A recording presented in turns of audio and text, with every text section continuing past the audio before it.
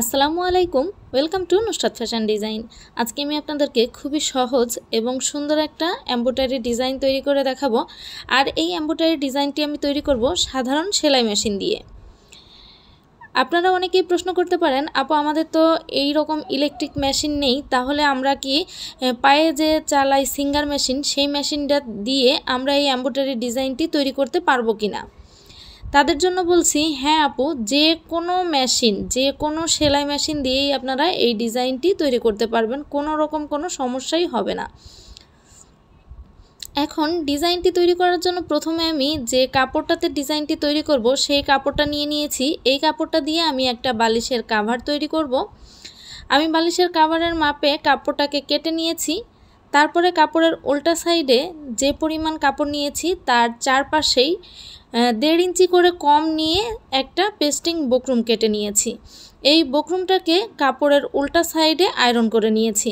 Iron করে নেওয়ার পরে 4 সাইডে বর্ডার করে নিলাম দাগ দিয়ে। তারপরে আমি ডিজাইনটি এঁকে নিচ্ছি।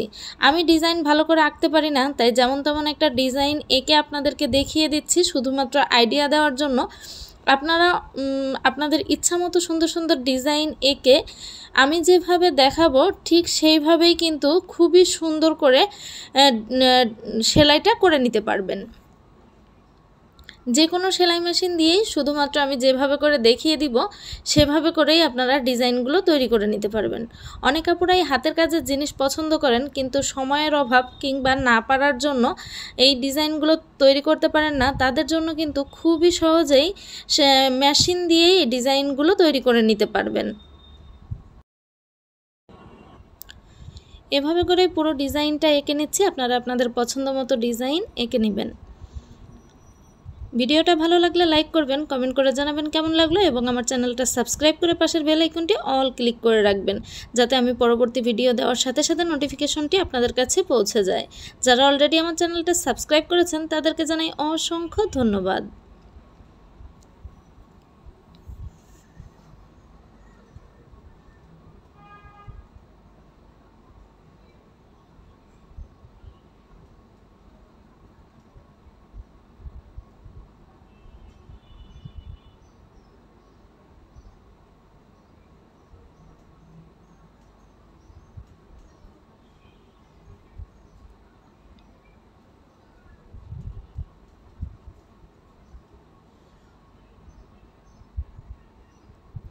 এভাবে করে পুরো ডিজাইনটা তো এঁকে নিলাম।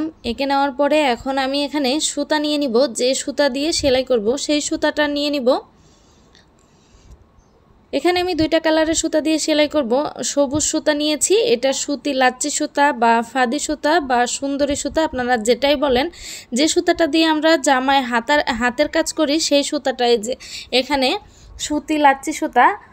সুতাটা নিয়ে নিলাম। আমি এই সুতা দিয়ে আগে অনেকবার কাজ করেছি, তাই এখানে এমন দেখাচ্ছে। এখন প্রথমে আমি সবুজ সুতাটাকে এভাবে করে খুলে নিচ্ছি। এভাবে করে খানিকটা সুতা খুলে নিলাম। সুতাটা খুলে নেওয়ার পরে এই সুতাটাকে আমি এভাবে করে 2 ভাঁজ করে নিলাম। তারপরে একটা খালি ববিন নিয়ে সুতাটাকে পেঁচিয়ে নিচ্ছি। আপনারা চাইলে যদি আরেকটু মোটা করতে চান তাহলে কিন্তু 3 ভাঁজ করেও সুতাটা নিতে পারবেন, কোনো সমস্যা হবে না। আমি এখানে ববিনে সাদা সুতাটাও নিয়ে নিয়েছি। তারপরে নিয়ে নিলাম এখানে ববিন কেস। ববিন কেসের এইখানে আপনারা দেখবেন ছোট্ট একটা স্ক্রু আছে। যেহেতু আমি এখানে মোটা সুতা ব্যবহার করছি, তাই স্ক্রুটাকে হালকা একটু ঢিলা করে নিতে হবে। ঢিলা করার পরে সুতাটাকে ঢুকিয়ে একটু টেনে দেখতে হবে যে সুতাটা ঠিকমতো বেরোচ্ছে কিনা। বেশি ঢিলাও হওয়া যাবে না, আবার টাইটও হওয়া যাবে না। উপরে দেখতে পাচ্ছেন শুয়ে আমি চিকন, আমরা সাধারণ সেলাই করার জন্য যে সুতাটা ব্যবহার করে থাকি সেই সুতাটা নিয়ে নিয়েছি। এখন আমি যেভাবে করে ফুলটা সেলাই এঁকেছি ঠিক সেভাবেই দাগের উপর দিয়ে সেলাই করে যাব। এই যে দেখতে পাচ্ছেন আমি সেলাইটা যেখান থেকে শুরু করেছিলাম সেই এই পাশে সুতাটা ধরে একটু হালকা করে টেনে ওই পাশে যে সুতাটা ছিল মোটা সুতাটা, সেই সুতাটা আমি এই পাশে নিয়ে এলাম।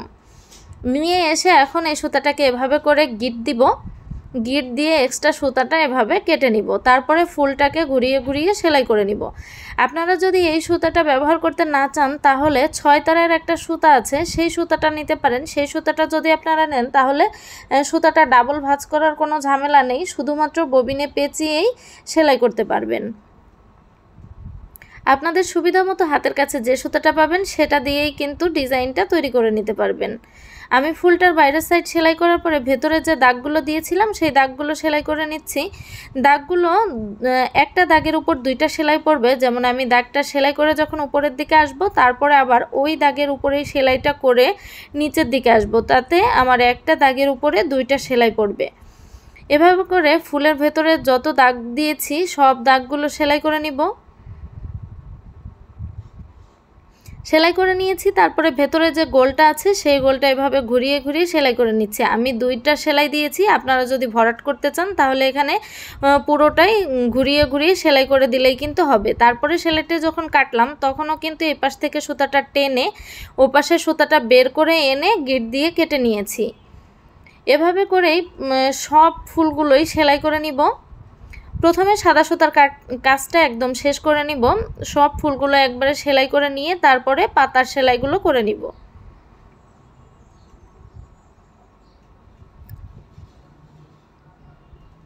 ভিডিও সম্পর্কিত আপনাদের যদি কোনো রকম কোনো প্রশ্ন থেকে থাকে তাহলে আমাকে কমেন্ট করে জানাবেন, আমি আপনাদের সকল প্রশ্নের উত্তর দেওয়ার চেষ্টা করব।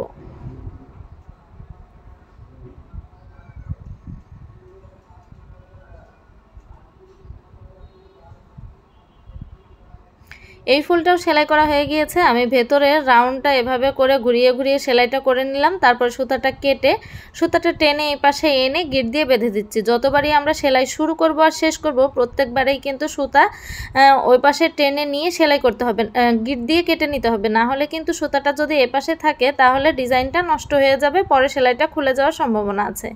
এখন ববিন থেকে আমি সাদা সুতাটা বের করে নিলাম, তারপরে সবুজ সুতাটা নিয়ে নিলাম। উপরে কিন্তু আমি সবুজ কাটিমের সুতাটা নিয়ে নিয়েছি।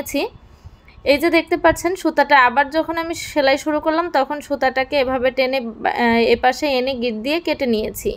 প্রথমে ডালটা সেলাই করে উপরের দিকে গিয়ে তারপরে পাতাগুলো সেলাই করে নিচ্ছি আর সেলাই করে করে নিচের দিকে আসছি।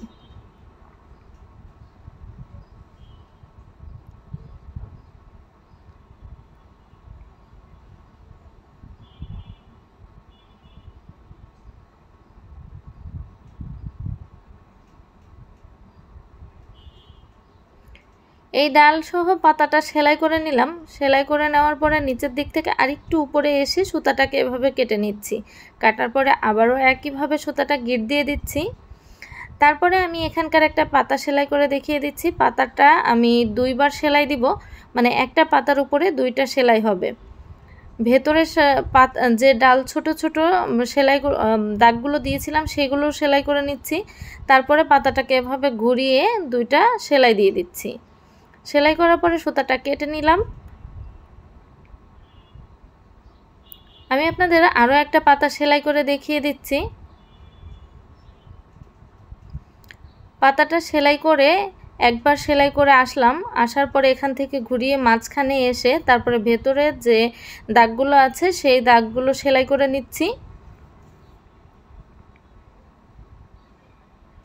ভেতরের দাগগুলো সেলাই করার পরে আবার ঘুরিয়ে সেলাইটা এ পাশে এনে তারপরে কেটে নিব।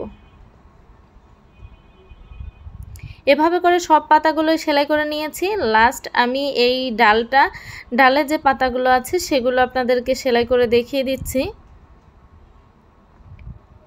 আপনারা যেভাবেই আঁকেন না কেন শুধু যেভাবে আঁকবেন দাগের উপর দিয়ে সুন্দর করে সেলাই করে দিবেন।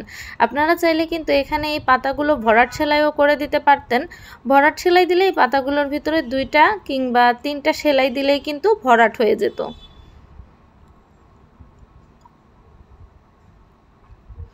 ডালটা সেলাই করে নিয়েছি। লাস্টে আমি সুতাটাকে এভাবে টেনে এই পাশে এনে গিট দিয়ে কেটে নিলাম। এখন এই যে এখানে ফাঁকা আছে এখান দিয়ে আমি 3টা করে দাগ দিয়ে দিয়েছি, এই দাগ 3টা সেলাই করে নিচ্ছি। দাগটা আমি 2বার করে সেলাই দিব, একবার সেলাই দিলাম তারপরে আবারও এই দাগের উপর দিয়েই আরও একটা সেলাই দিয়ে দিচ্ছি। এই সেলাইটা আমি হলুদ রঙের সুতা দিয়ে করে নিয়েছি। আপনাদের বারবারই বলছি, যখন সেলাই শুরু করবেন আর শেষ করবেন প্রত্যেকবারই কিন্তু সুতা টেনে এই উল্টা সাইডে নিয়ে এসে গিট দিয়ে কেটে নিতে হবে। গিট না দিলে পরে খুলে যাওয়ার সম্ভাবনা থাকবে, আর ওই পাশে থাকলে সেলাইয়ের সময়ও অন্য ডিজাইনের ভিতরে গিয়ে সেলাইটা নষ্ট হবে, আবার পরে সেলাইটা খুলে যাওয়ার সম্ভাবনা আছে, ডিজাইনটা নষ্ট হয়ে যাবে। তার জন্যই প্রত্যেকবারই সুতাটাকে এভাবে টেনে এই পাশে এনে গিট দিয়ে কেটে নিতে হবে। এভাবে করে সেলাই করে নিলাম একটা সাইড, দুইটা সাইডে এভাবে সেলাই করে নিয়েছি। এই যে দেখতে পাচ্ছেন আমার এখানে আলোর জন্য ভালো করে বোঝা যাচ্ছে না ডিজাইনটা, দেখতে পাচ্ছেন কেমন হয়েছে। আশা করি আপনাদের পছন্দ হয়েছে ডিজাইনটা। এভাবে কিন্তু খুব সুন্দর সুন্দর সহজ ডিজাইনগুলো আপনারা মেশিন দিয়ে তৈরি করে নিতে পারেন। এই ডিজাইনটা দিয়ে যে দেখতে পাচ্ছেন ছোট্ট একটা বালিশের কাভার তৈরি করেছি আমি। আশা করি আপনাদের ভিডিওটা ভালো লেগেছে। যদি ভালো লেগে থাকে কমেন্ট করে অবশ্যই জানাবেন। আজকের মতো বিদায় নিচ্ছি। আপনারা সবাই ভালো থাকবেন, সুস্থ থাকবেন। আবার আসবো নতুন কোনো ভিডিওতে নতুন কোনো ডিজাইন নিয়ে। আসসালামু আলাইকুম, আল্লাহ হাফেজ।